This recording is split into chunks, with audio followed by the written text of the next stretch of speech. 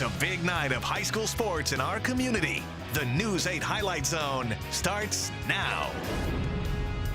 Good evening, I'm Greg Wawrnick. And I'm Charlie Clifford. Now, a quick note before we get things started. The computer that creates all of our graphics has decided to call it a career, so we apologize. You're not going to visually see the normal scores posted at the end of all our highlights tonight. But we'll make sure clearly to state all tonight's winners, and like always, for all area scores, just check right below us with our sports ticker. All right, so that's that. Let's buckle in. Holmen boys enter the day all alone in first place in the MVC after last night's thriller at Central. Onalaska can join the Vikings at the top of the standings with a win this evening. The 6-1 Hilltoppers at home against Sparta. We picked this one up in the second half. Isaac McPherson, layup no good, but check out the finish by Kate Anderson, living above the rim with the left-handed putback. Spartans pull within 9.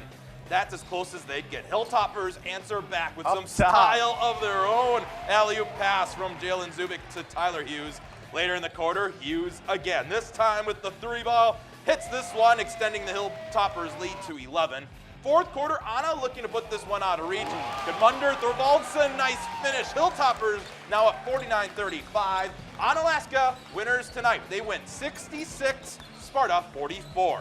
The other NBC boys game on tonight's schedule has Logan at Tomah. First quarter action, Logan's Chase Johnson hits the shot in heavy traffic. Rangers up by 6. Back comes Tomah. Justin Shee finds Dylan DeRosso in the post for the lay-in.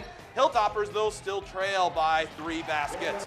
Later, Logan in transition. Johnson to Trey Davis to Jack Hinton for the layup. They lead by 8.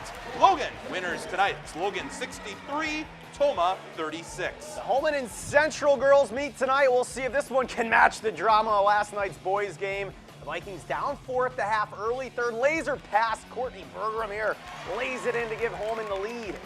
Jump to the fourth quarter now. Holmen up 2. Central ties it. Skinner on the jumper.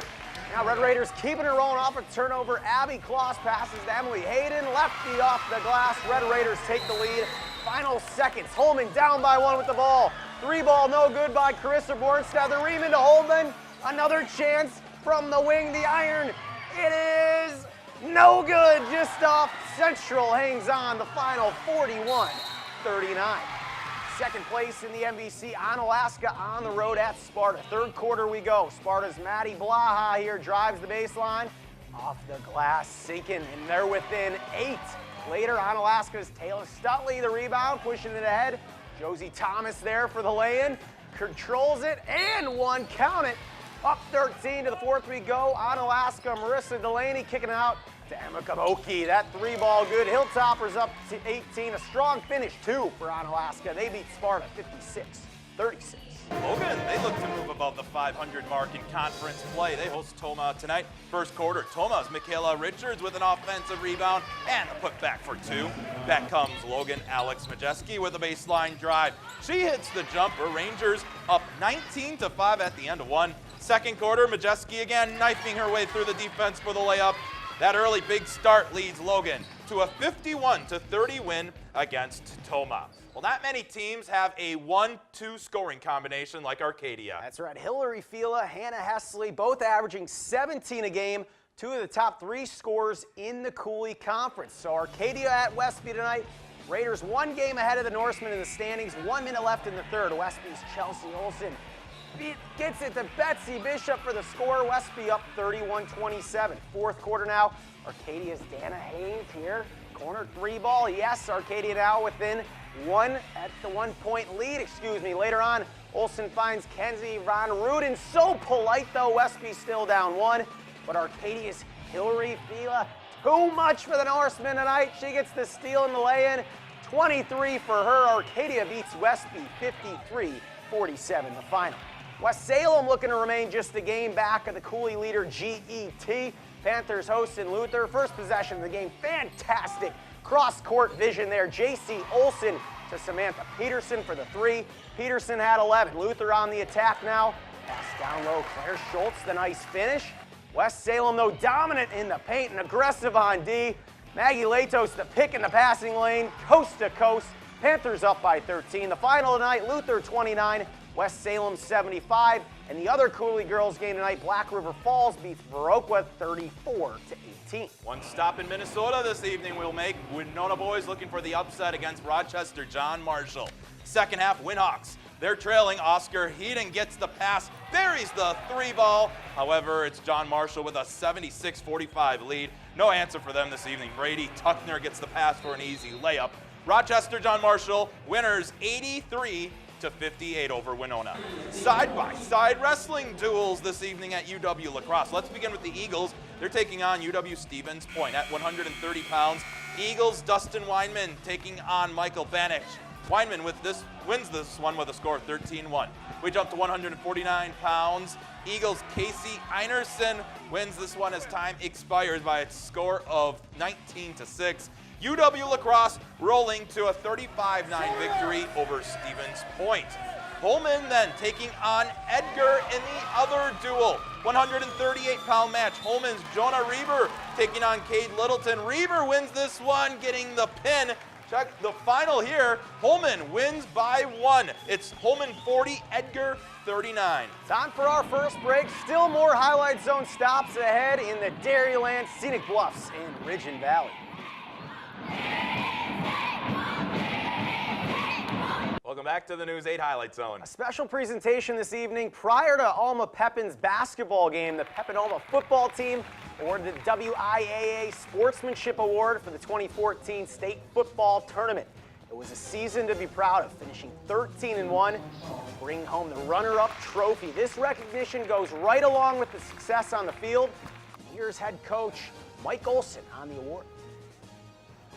We didn't know exactly how this year was going to go, and they started off first game, very close game, and after that we just kept getting better and better all season long, and they really came together, played hard, and got on a roll and made it further than we ever had, and I've got a chance to make it to the state tournament, so it was a very fun year and great group of players.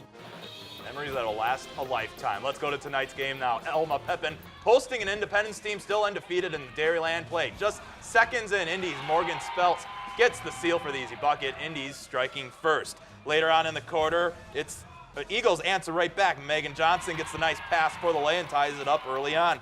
Later in the quarter, Indy's on the attack again. Caitlin Tushner crashes the boards, gets the putback layup. Independence winning 44-29. Indies stay perfect in the Dairyland. A win tonight by the Bangor girls would put them right on the doorsteps to this season's Scenic Bluffs Championship. Cardinals enter the night 10-0 in conference. They travel to Brookwood, who has an 8-2 record. Brookwood with the early lead. Angel Brugan here, the nice 3. Falcons up 7-2. And that lead, they would keep. Amber Brugan now gets the rebound. She takes this one all the way for 2. Brookwood up 11-3 early. And then it's Brookwood again, this time Brianna Nelson getting the steal, number 22, all the way the other way, gives it up and lays it in. The 9-point lead, 13-4. Bangor looking to bounce back late. Bethany Martin the block. Morgan Horseman, you know her, passes up. Jordan Tallman putting it in for 2. That hot start for Brookwood is the big difference. Brookwood wins tonight 53-39, handing Bangor their first conference loss of the season. At 7-2, Cashion still in the conference championship mix. They host Hillsboro, picking it up in the third. Cashion's Abby Kaiser here getting a nice, easy lay-in for 2. 34-28 Cashion. Hillsboro making a comeback thanks to Destiny Shore. She shoots for 3. Yes, Destiny, 37-33. Big play here. Shore draining another one for Hillsboro. That lead at the end of the third, 38-37 for Hillsboro. Shore leads the way with 19, but not enough. Hillsboro 45, Cashion 49. The winners tonight. Ridgeon Valley boys basketball. Kickapoo hosting North Crawford. First quarter, Kickapoo's Ethan Wise with the jumper that rolls in for 2. Panthers up by 3 points. Later on, North Crawford's Tyler Martin with the 3-ball up and in. We're all tied up. Then Panthers' Danny Joel with the 3 from the corner. Everyone loves shooting the ball tonight. Kickapoo up by 6. And Kickapoo wins it. It's Kickapoo 68, North Crawford 53. Just up the road, we have Lafarge taking on Ithaca. First quarter, Ithaca's Aaron Kepler with the 3, but Jacob Hipp sneaks in to get the putback and the foul. Bulldogs with an early 8-0 lead. Later on, Lafarge's Carver Phillips with a nice crossover, carving the defense up, I like to say. Wildcats trail by 6. Still in the first, Ithaca's Nolan Clary. He's good with the 3-ball. Bulldogs up by 9. And Ithaca wins 58, Lafarge 46. Ithaca and Kickapoo remain 2 games back of Seneca. Seneca also a winner tonight. Time for another timeout. More Highlight Zone after this break.